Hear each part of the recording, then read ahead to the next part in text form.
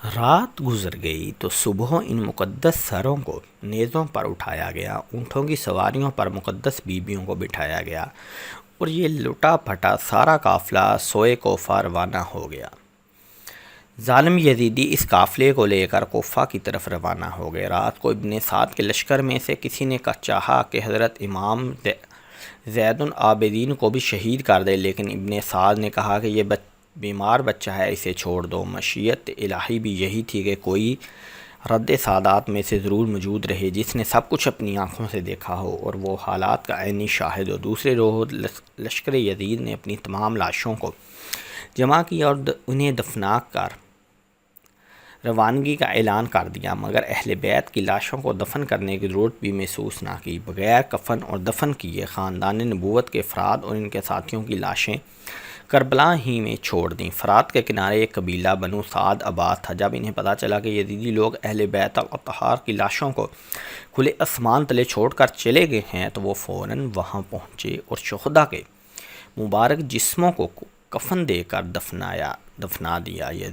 یزیدیوں کا قافلہ اہل بیت الکرام کے ہمراہ کوفہ میں داخل ہوا اور وہ شہید کے تمام سار ان کے پاس تھے، وہ سب ابن زیاد کے سامنے پیش کر دیے گئے۔ سید شہداء حضرت امام حسین کا مبارک سر خولی کے پاس تھا، وہ کسی وجہ سے بر وقت دربار نہ پہنچ سکا اور سر مبارک کو اپنے گھر لے گیا۔ خولی اپنی بیوی سے کہنے لگا، آج میں تیرے لیے دنیا جہاں کی دولت لے کر آیا ہوں۔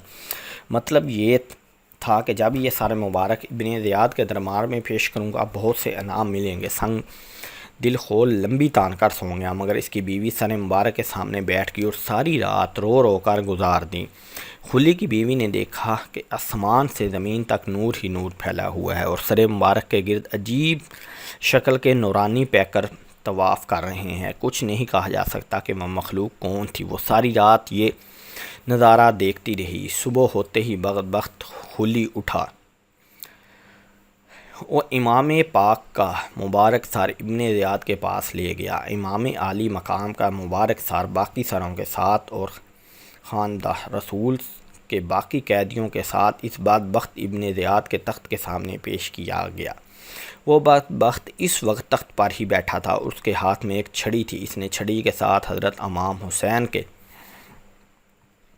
دندان مبارک ایک ضرب لگائی اور نازیبا گفتگو کی۔ حضور کے ایک کمزور نظر والے صحابی جو وہاں موجود تھے وہ بہت بوڑھے تھے، ان کا نام زیاد ابن ارقم تھا۔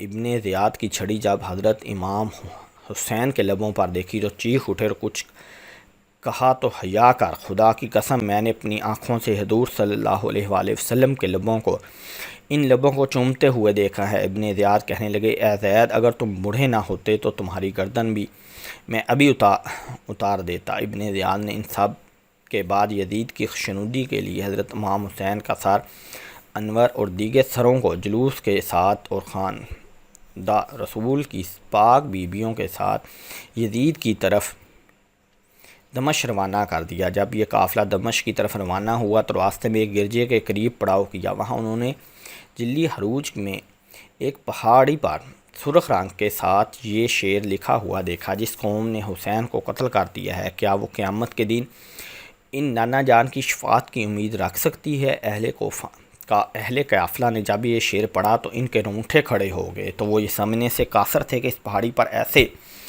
انداز میں یہ شعر کس نے لکھا ہے۔ ابھی وہ حیران پریشان ہو رہے تھے کہ قریبی گرجے سے ایک پادری ان کے پاس آیا تو اہل کوفہ نے اس کی آمد کو غنیمت جانا اور اس سے پوچھا کہ یہ شعر اس پہاڑی پر کس نے لکھا ہے اور یہ کب سے لکھا ہوا ہے۔ وہ رہبر کہنے لگے، یہ شعر تو یہاں ہمارے بڑوں کے زمانے سے یہاں لکھا ہوا ہے۔ رہبر نے پوچھا، یہ نیزے پر سر کس کا ہے؟ یہ قیدی کون ہے؟ رہبر کو بتایا گیا کہ یہ سر حسین ابن علی کا ہے اور یہ بیبیاں اسی مقدس خاندان کی ہیں۔ وہ رہبر کانپ اٹھا۔ 10,000 دینار کے بدلے اس رہبر نے ایک رات کے لیے اس قافلے سے سر حسین لے لیا۔ چنانچہ قافلے نے ایک رات کے لیے وہاں پڑاؤ کیا۔ رہبر نے اپنا گھر خالی کروا کر پاک بیبیوں کو وہاں ٹھہرایا اور خود مبارک سر کو ایک دھوئے ہوئے پاک تشت میں رکھ کر خود اس کے سامنے بیٹھ گیا۔ خیر، یہ ایک الگ واقعہ ہے کہ کیسے اس رہبر نے پاک بیبیوں اور مبارک سر کی خدمت کی، جو یہاں بیان کرنا مقصود نہیں۔ صبح ہوتے ہی یہ قافلہ دوبارہ روانہ ہوا، اور جب یہ قافلہ یزید کے دربار میں پہنچا تو وہ پہلے سے ہی اس قافلے کا منتظر تھا۔ جب سر حسین یزید کے سامنے رکھا گیا اور وہ اپنے تخت پر بیٹھا تھا تو اس نے ایک چھڑی حضرت حسین کے ہونٹوں اور دانتوں پر مار کر کہا، تم اپنے انجام کو پہنچ چکے ہو۔ یزید نے جب نواسہ رسول صلی اللہ علیہ وآلہ وسلم کے سر مبارک کی توہین کی تو وہاں موجود حاضرین نے اعتراض کیا، جس میں قابل ذکر یحییٰ بن حکم اور صحابی رسول حضرت ابو بریزہ سلمی تھے، جن کو یزید نے اپنے محل سے نکال دیا۔ اس کے بعد دختر سید کائنات حضرت زینب نے ایک طریق ساز خطبہ یزید کے دربار میں دیا، جس سے وہاں موجود لوگوں کے دل لرز اٹھے۔ یزید جب پشیمان ہوا تو اس نے قافلے کو قید میں ڈال دیا۔ قید سے رہائی کے بعد یہ قافلہ جب مدینہ پہنچا تو وہاں کے لوگوں نے چیخ و پکار کی۔ ناظرین گرامی، سید شہداء کے مبارک سر کے بارے میں 5 روایات ملتی ہیں کہ وہ کہاں اور کس نے دفن کیا۔ سب سے پہلی روایت علامہ قرطبی اور شاہ محدث دہلوی سے ہے کہ یزید نے اسیران کربلا اور سر انور کو مدینہ بھیجا، جہاں پر حضرت امام حسین اور عابدین نے سر مبارک کو حضرت حسن یا حضرت سیدنا فاطمہ علیہ السلام علیہا کے پہلو میں دفن کر دیا۔ دوسری روایت میں ابو ریحان البیرونی کہتے ہیں کہ اسیران کربلا نے 40 روز کے بعد کربلا واپس آ کر سر مبارک کو جسد مبارک کے ساتھ ملا کر دفن کیا۔